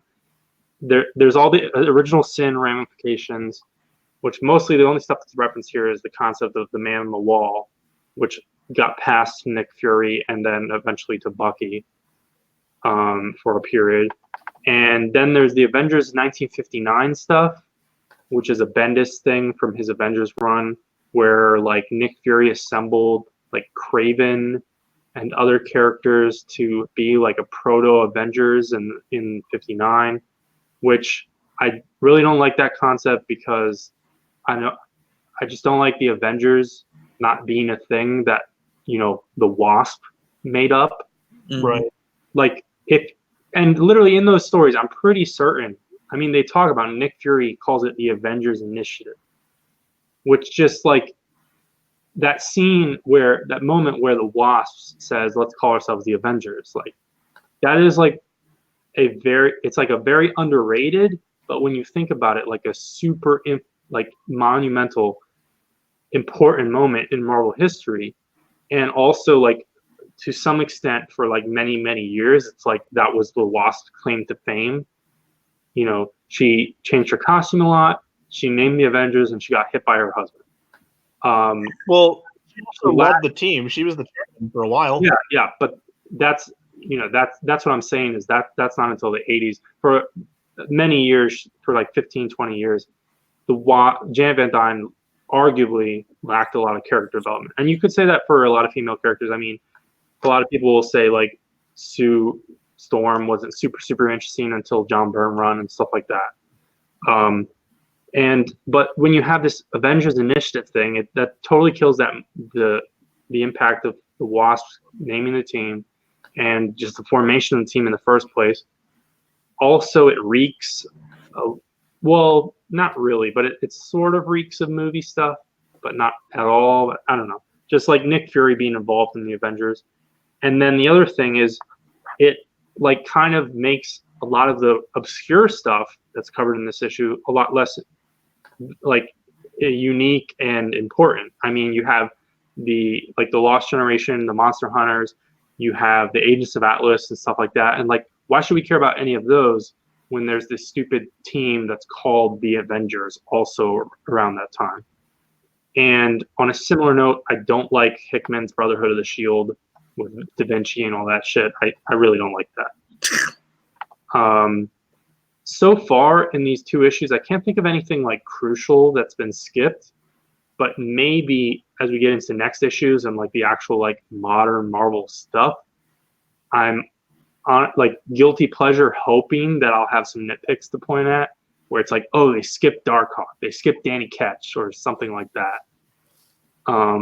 But this was really cool. We get there's a lot of Iron Fist in here because it's taking this comprehensive look. So you go through the immortal history. There's the World War II heroes. I thought it was pretty cool to see Blade paralleled with Steve Rogers. And there's the High Evolutionary, Dominic Fortune, the Golden Age Angel. The Torch versus Submariner fight gets a big prominence here. And a lot of this early stuff, like early World War II, pre-World War II, is interlaced with panels of Steve Rogers basically being denied service, being denied entry to the military. And then you get the page of, okay, he is Captain America, Bucky, the Invaders, Liberty Legion, the 12, Howling Commandos, all this World War II stuff, Magneto and Isaiah Bradley. And then you get kind of the late World War II / intervening years where you have the Imposter, Captain America's. You have a straight up reference to the fact that in the Marvel Universe, Adolf Hitler did not commit suicide. He was killed by the Human Torch, which is one of those things where like, that's so strange because when you tell stories of real life and real wars with superheroes, it's always that fine line where it's very problematic to give superheroes too much agency and responsibility and actions within the war, but they also can't be totally ineffective because then it's like, what's the point? But in the Marvel Universe, Adolf Hitler was killed by the Human Torch, and that's crazy. And I feel like a lot of fans, they don't really know that, which it's not super important, but that's like one of the craziest things about the Marvel Universe to me when you really think about it. And you get Winter Soldier, you get the Blue Marvel, a lot of these like continuity insert characters. I don't think we've seen the Sentry yet, which is definitely worth noting, but I don't think he really is a thing. He should be until like the Avengers have formed and shit. He'll be in the next issue. We get Namor's Amnesia, the Agents of Atlas. There's some stuff with Scarlet Witch, and I was kind of disappointed. We only get one real panel in reference to the monster era of the 50s, and it's Groot, of course. I mean, he makes sense to be the one they highlight since he'll come back later, but I feel like they could have gone bigger with that and shown us like several more of the monsters. Also, some of the weapon plus stuff, they really just focused on Wolverine, which was good, because in subsequent issues, I'm afraid that'll be another point where it's like, oh, I hate that too. The death of the Parkers by the replacement fake Red Skull, I'm actually like not a hater of that. I think it's funny that they have the plane burning inside the mouth of a giant Red Skull-like island. Yeah, it's a great visual. And then it was cool to see the Pride setup, the setup of the Pride reference from Runaways. And then the big thing here, which this is not like a retcon in this issue, this isn't introduced here. It's technically been introduced in various things before. But in the Marvel Universe, a bunch of stuff used to be linked to Vietnam. There's James Rhodes, the War Machine's origin. There's obviously Frank Castle, the Punisher. You had certain characters also serving in the war, and the Mandarin is linked to that. And they've switched it and created the fake country Sian Kong. And the Vietnam War somehow still existed in the Marvel Universe, but there was a simultaneous war, like overlaps, Kong, which had also like extends beyond and before the Vietnam War. So anything that is related to Vietnam is actually Sian Kong. So that allows them to be a little bit more sliding time scale ish, and also not have the problematic element of linking things to an actual controversial, very complicated war. And I think that's actually really cool because now effectively, according to this issue, the Punisher's origin is the Vietnam War or some variation of it. Whereas for many years recently, the past like decade or two, you had them trying to crawling forward and messing with the sliding time scale and trying to insert the Punisher into like the Gulf War or even the Iraq War in Afghanistan, which I don't like because I think obviously those wars are also very complicated. I mean, Afghanistan war, like officially, I think like yesterday or something, it's officially like 18 fucking years long, and not over. But the Punisher, his links to Vietnam, I think are really, really important. But then you do have the retcon. It's not introduced here, but the retcon is Reed and Ben Grimm are Sian Kong War veterans, whereas originally they were World War II veterans. But I guess it's too much sliding there without going into very complicated like Franklin Richards sliding timescale explanation, which Wade doesn't want to wade into. But I probably did end up going way longer than I should have on that issue, but this series is just totally fascinating to me. I can't really consider this a comic book. It's not a story. It's just like crack. I love this, and I can't wait to have this collected. And I'm totally gonna convince my dad to read this comic book, which I think will be interesting. We need William Faust on the show. We need a review. I have a question. Is the Liberty Legion in this? Yeah, Liberty Legion, the All Winter Squad and stuff like that. Okay, because I can't remember reading that. But Well, some of them are great on my shelf next to the Marvels project, and then having like this on there, it'll all be really nice.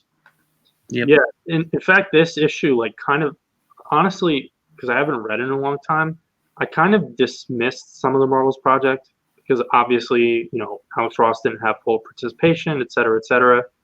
But like this issue reminded me, like, oh, there's actually some like pretty interesting and critical continuity stuff in that series.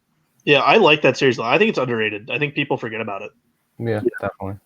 And this time, for this issue, I did have time to fully, I didn't read every single word, but fully go through the annotations. And again, they're covering everything. And the annotations are, again, it's just a wiki page, but the annotations are entertaining in a nerdy sense to just go through and be like, oh, that's that. And like, you could like put together a reading order and see the actual origins and appearances of these characters and stuff based on the annotations for this full series, which that would be very interesting to go through and read, chronologically the issues that are read. You let the cat out of the bag because our next giant podcast endeavor is the history of the Marvel Universe in chronological order. Oh, God. I would definitely do that. But I don't know, do you guys have any further thoughts on the history of the Marvel Universe? No, because we've spent too much time on it. It's great. This is kind of my pick of the week, but like I don't really consider it a comic book in a fucked up way. So it's not. So Jimmy Olsen is like the real pick of the week / runner-up. All right. The Magnificent Ms. Marvel #6. I'm dropping this book. This is my final issue. I stuck around because Dan's boy showed up. Your boy. So Kamala and her family are back from their little space adventure, and Kamala's father is breaking it down to her that he has an incurable disease that they don't even know the name for yet, and only like 36 people in the entire world have it. Um, I I just felt like that was a weird route to go with it. Like it could have just you could have just come out and said it's cancer.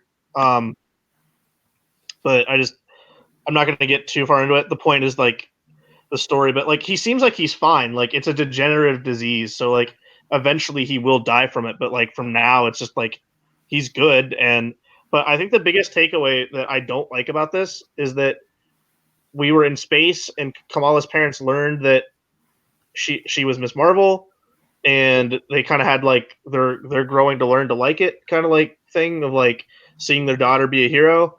And now since they don't remember anything from that trip, it just completely negates the entire 5 issues of the first beginning of the series, other than the fact that like okay, Kamala has a new costume that sucks. So I thought you could have had a really like I kept waiting for the moment where she breaks down and tells her parents that she's Ms. Marvel, and we don't get it. So it's just all pointless to me. I don't understand the decision for that. But I thought all the moments with their parents was really, really good. Um, Kamala goes to her friends to try to do a group study session. She can't really focus, and she breaks the news to her friends as well, and they try to console her.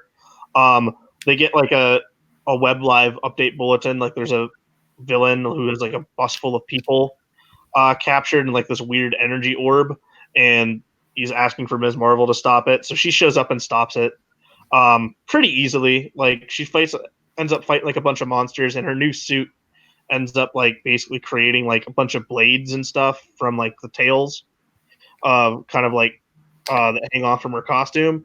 And she ends up scarring the dude's eye. Um, but like she easily defeats them. Iron Man then shows up because and then they're talking about the news about her father's disease as well.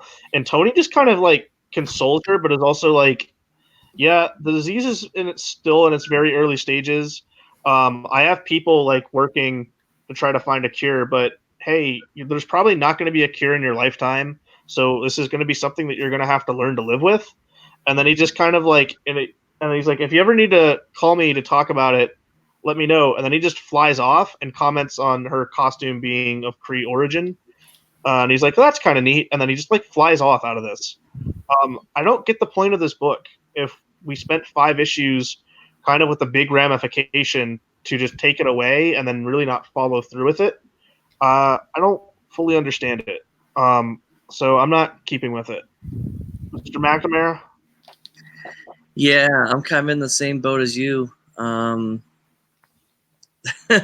mean, the whole thing with the disease is kind of out of left field for me. I mean, it's kind of disappointing. You know, you think that you would keep these characters around to develop the relationship with the parents and her.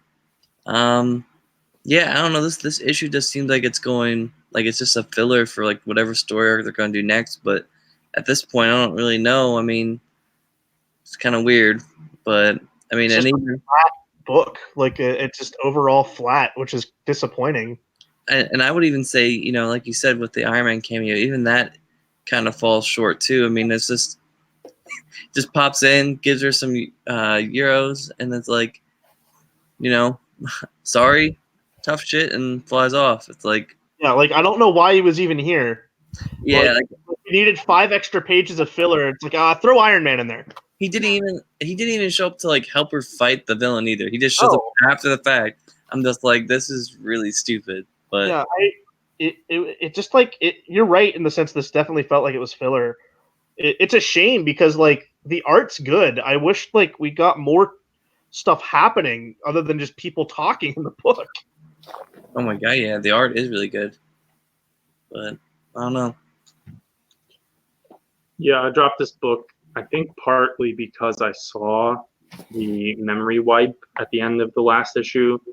and this shitty costume. So I was like, yeah, I'm noping out of this. And I guess unless things turn around and I start hearing chatter, G. Willow Wilson is the creator and definitive writer of Kamala Khan and my jumping off point. And it was like a good 50 issues, I believe exactly. So I'm fine with that. All right. Oh boy.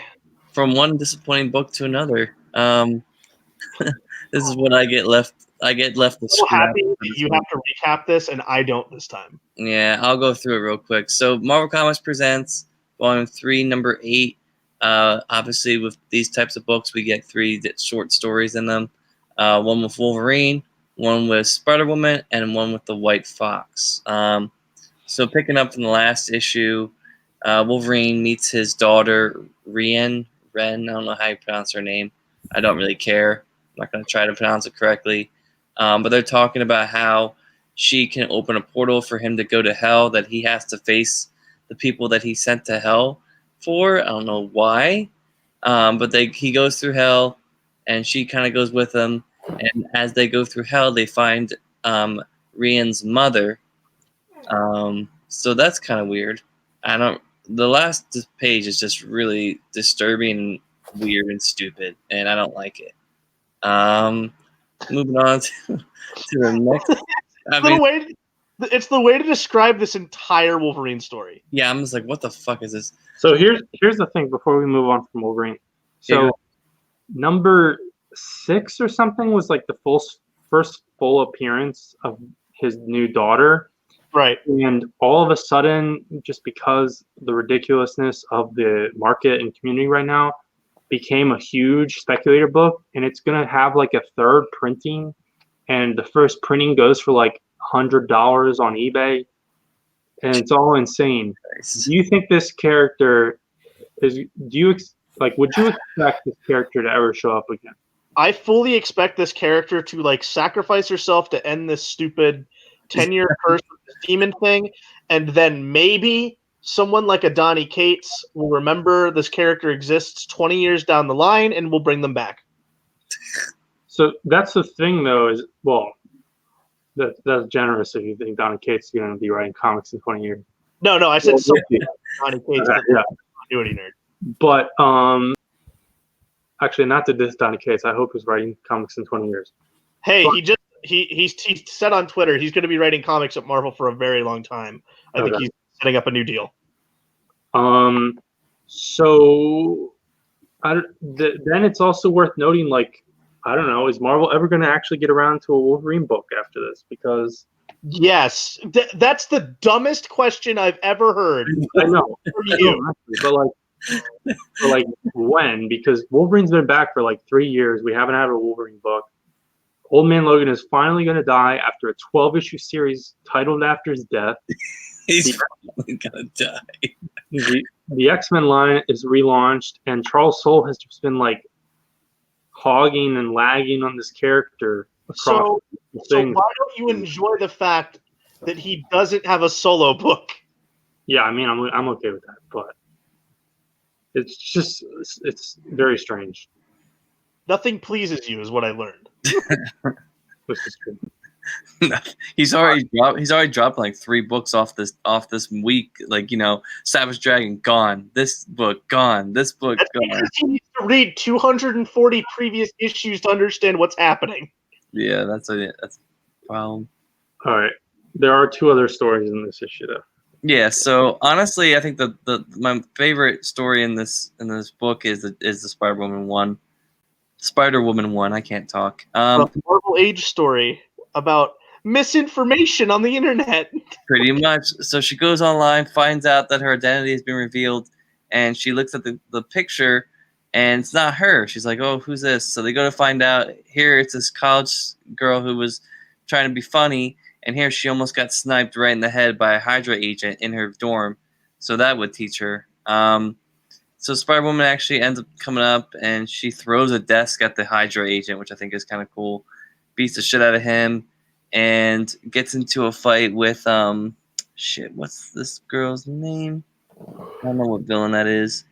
So So this is a version of Spider-Woman from John Byrne and Howard Mackey's Amazing Spider-Man run from like the early 2000s, the turn of the century. Oh, Jesus Christ. The character's identity is Charlotte Witter.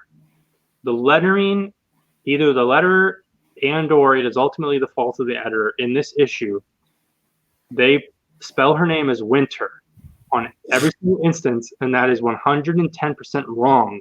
And I don't know how they fucked that up. Really annoyed me. Well, it doesn't really annoy me, but it's just like totally amateur mistake. I don't know how you would do this. If you're gonna use this obscure character, spell their name right. That is so true. So, so pretty much at the end of this issue, she ends up, finding out what happened, and it's all good. And yeah, the I last, didn't even know Spider-Woman had had a secret identity. I thought she was she was out in the public. I'm not really sure, but it doesn't end all good. No, it's horribly. The focal character here gets hit by a bus and killed in the second to last page, and it's like totally out of left field, really fucked up, and it's like played as a gag, but like not fully as a gag, so you're not expected to find it funny, and it's just like, what the fuck? It's like that. So left field. that girl that faked the identity dies. That's right. That page just like totally like did a 180 on the entire tone of this story, and I don't understand it at all. Very strange. Yeah, it was really dark. The only part I liked about this story is that the continuity is actually relatively clear, because obviously Spider-Woman hasn't had a series for a little bit, but she's still in the most recent costume. It's also, they reference that it's set before the election of Wilson Fisk, which was Daredevil 605 around a year ago in real time. And we know she's going back to her original costume for that stupid Avengers X-Force Strike Force team soon. So in very loose terms, as far as Spider-Woman's appearances, it's very clear where this takes place, which on the barest level, for my nerd purposes, that gives it like 3 points.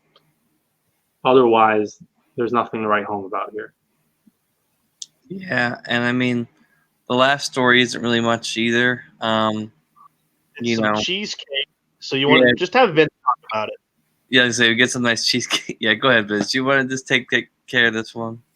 If you want. So talk about your shame because you liked this. Well, sort of. So this is written by Emily Ryan Lerner, drawn by Michael Shelfer. I don't know who Shelfer is. I didn't know who Emily was either. But she's a TV writer on New Warriors, a non-existent TV show. And she's also written for some obscure HBO show I've never heard of and some Netflix show I've never heard of. But I'm sure she's a talented TV writer. And she's written a tiny bit of comic books. And oddly, while I was double checking that, she has editor credits on some volumes of DC's Black and White Showcase Presents and like coloring on a certain edition of Watchmen. So I don't know what the hell she was doing. She must have been a DC intern like 15 years ago. The only name I recognize on the story is the letterer, Joe Caramagna. Yeah. So this is White Fox, one of those new Asian characters. Has a very strange origin story. Her ancestor was a mystical fox who had sex with a human. So she's Naruto? I think that's a pretty common fable in, I want to say, Japan. Just definitely, in the American translation, this is an animal which had reproduced with a human. So this is set in Seoul, which to me, unless this really hits in the Asian market, which they're trying to push it in, this character, I don't expect them to be a very, very ongoing thing. They'll be an obscure thing just because that's the nature of Marvel. If you're not in New York, you're not relevant. And she has appearances in Contest of Champions, like the tie-in to the mobile game? Yeah, a lot of these characters, I believe, first appeared in the mobile game. she has like this big multi-part tail, which I guess she tucks away, which gives her a big butt. And that leads us to this issue has like a lot of cheesecake, and It's uncomfortable. I don't think it ever goes like really out there. It's really just like they don't fully commit. It's kind of weird, but it's reminiscent of Empowered because a lot of times she has like a ripped costume and a little bit of old school Psylocke initially before she gets in full costume. She goes to Japan and hangs out with a talking tanuki, which was fun, and then wrestled some goblin statues, which seemed to just want to have fun. And then it just like sort of ends with arguably her sexually assaulting someone. It's super strange, and like just because it's so strange and there's like those little elements of cheesecake and stuff, I kind of ironically love this, but like in a trash level. This was my favorite story in this issue, but it's not good.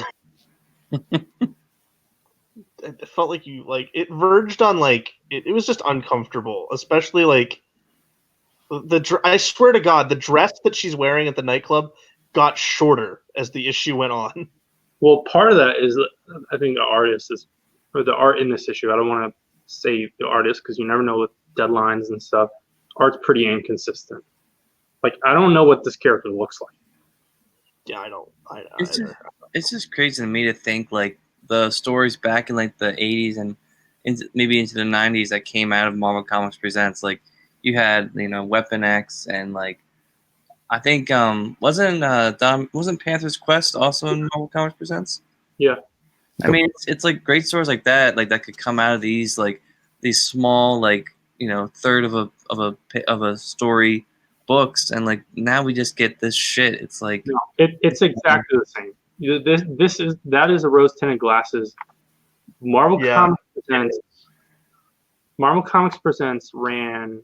Let me double check because it's over 150. It ran 170. Marvel Comics Presents ran 175 issues, and every single one of those issues most of them had 4 stories, 8 pages each. Okay. And many of them are one-off stories, so just an 8-page story featuring like Shamrock, the Irish superhero from Contest of Champions or whatever the hell. A lot of it was tryouts and fill-ins and filler. And 175 issues, you have like 4 or 5 stories that are noteworthy. You have Weapon X. There's a Man-Thing story off the bat. There's a Colossus story. There's a Havoc story. There's Panther's Quest. There's a few other scattered things. There's some Typhoid Mary in there, and obviously a bunch of Wolverine and a bunch of Ghost Rider. Everything else in all 175 issues, almost all of it is like bottom of the barrel, absolute trash. And Marvel Comics Presents was an expensive series. The issues cost more than regular series. This Marvel Comics Presents volume totally in line with the original Marvel Comics Presents. But arguably worse because the Wolverine story here sucked. This was not Weapon X. But yeah, I don't. We should have been choosier about which issues of this series we read. I think we really enjoyed the Ghost Rider story, and like the first 2 issues, I think we enjoyed the Marvel Age stories. There was the Namor one. The Captain America one was good. The Fantastic Four one with Reed and Ben and Doom was good. Yeah, but the past, and it's kind of weird. Besides Danny Ketch, like 5 out of 8 of these issues were just trash. I liked the Moon Knight story in that one issue. That was good. You say Moon Knight in a really weird way. I don't even remember if I read that. Okay, but moving things along, more of me talking. Powers of X, number 3. The Hickman Hawks Pox continues. Culty humans are infecting themselves with robot pieces in year 100. It's better to serve in heaven than rule in hell. The X-Men show up, or at least these ones that we don't care about. And there are less infographic things in this issue than previous ones, I felt. Thankfully, because the last issue had had way too much of it. Yeah. So there's the surviving X-Men on Earth. They're kind of in two groups. There's Apocalypse's Four Horsemen, Wolverine, he's War, which he's been before. Actually, I think he's usually Death. I don't remember. There's Zorn. There's this character, I guess, goes by North, so it's not Magneto. It's not super old Magneto, but this is real Wolverine. This was real Zorn, and Krakoa. This short version of Krakoa, like Groot-like. And then on the other side is Rasputin, Cardinal, and then the two characters who are missing or dead, and then the mysterious mother character who we haven't met yet. And basically, they split up, and the one team kind of serves as a distraction. Rasputin takes off Zorn's mask to unleash the singularity in his head, which is a cool scene, a cool splash page, and there's a cool panel of Zorn like grinning, like because he's set up as like a nihilist here, so he's like, "Hey, I get to die." And Apocalypse fights Nimrod, which allows Wolverine to get the holocron thingy to the mother character, who turns out to be Moira, because this is her 9th life, which we saw before. We were straight up told, "Hey, in the 9th life, she becomes Mrs. Apocalypse, and they eventually fight the machines and everything like that." But in House of X #2, where we saw that, we didn't really see like how long that lifetime lasted. So this is a really crucial reveal here, where we realize that now Moira like basically kept the full memories of the machine rising, and so in the 10th life, where she has shared her memories fully with Charles Xavier and then subsequently with Magneto, they know this entire timeline, which I think is, for me, is cool and interesting moving forward, because that means possibly we'll get less of this year 100, year 1000 stuff, because like it's not. You could argue it's not really as relevant anymore, but it's not now. But I thought it was a cool reveal at the end, kind of like another one of those oh shit kind of moments. Like, that's interesting. Yeah, I liked this issue, even though there was like basically literally no actual like current X-Men stuff. This entire issue, which I think this is the only one so far, issue 3 of Powers of X. This is the only one so far which is entirely set in the future, and I enjoyed it. It was fine. The reveal was cool. It's moving things along as far as solving the riddle of a Jonathan Hickman book. And the big question remaining from the Powers of X series, I guess, is that Moira's 6th life is a total mystery to us still. But we now know that the entire fuel of the 9th life is basically all the backbone that we needed, that's going to be crucial heading into the 10th for the relaunch, though, too. So yeah, building on building. And the art was really great. Yeah, I gotta say, the art is very consistent throughout both of these books. Like, I don't notice a deep change between any of the issues, whether I'm reading Powers or whether I'm reading House, but even each issue themselves are very consistent. And I think that does play the same. It's the same colorist as on all of them, right? Yes, Marty. Yeah, I mean, I don't actually have a ton to say about this issue, and I think it's interesting on that note to compare, because this is a weekly book, to compare to, we covered Avengers No Road Home. I feel like less happens in these issues, but also more happens in that weird way. It's a weird gray area, but I walked out of this going, wow, this was like, I really, really liked this issue. Like, I really liked it. Just kind of like the way it's been building on each other, and like the reveal at the end. Any other comments, boys? I actually didn't get around to reading it, so. Well, I did. It was good. You're a loser who can't be patient to wait for the story to unfold. Nope. And Marvel officially today released their November solicitations, which includes the oversized hardcover for this series, both House of X and Powers of X. Obviously, in the proper reading order, I'm sure Hickman, as always, will be pretty intricately involved with the design and everything there. So I will probably get that and be excited to read it all. Was it a hardcover or was it a trade paperback? I thought it was a trade paperback that I saw. No, it's oversized hardcover. Okay.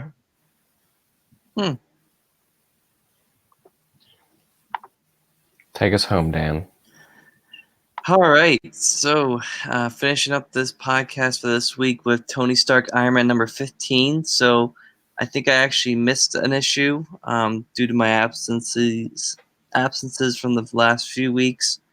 But anyway, we're picking up with Tony inside of on Capitol Hill in Washington, D.C., and I guess he's being interviewed for something that happened at Stark Unlimited.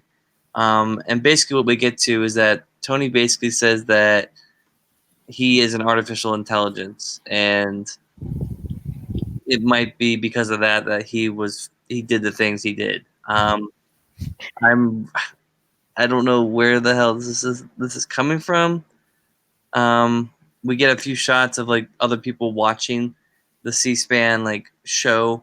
You get like Rhodes, Janet Van Dyne, Andy, Bethany, and then you have Sunset Bane from Banetronics that's just laughing her ass off because she's a bitch who just loves to always fuck with Tony.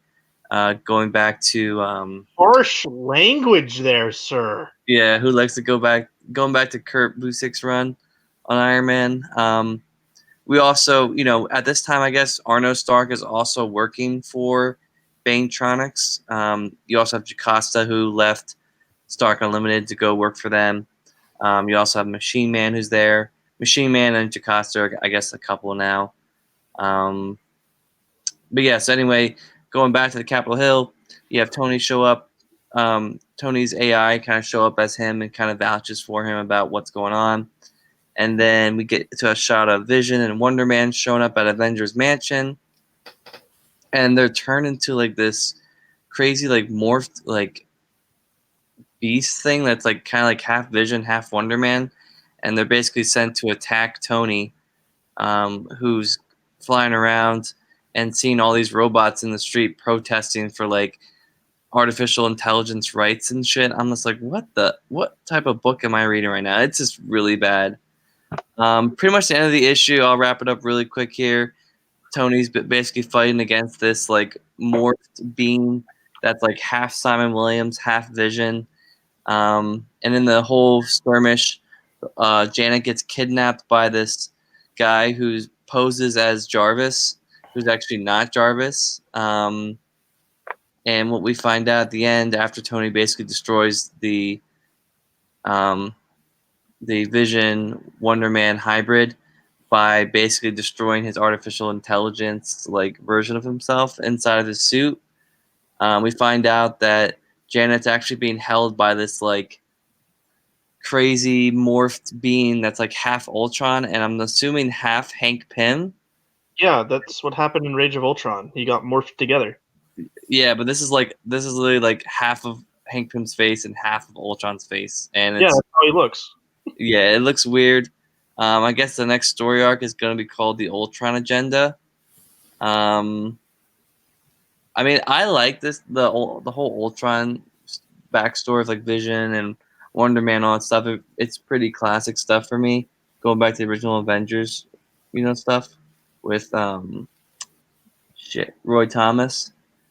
But I don't know. This just doesn't feel like something you put into a Iron Man book. But we'll see.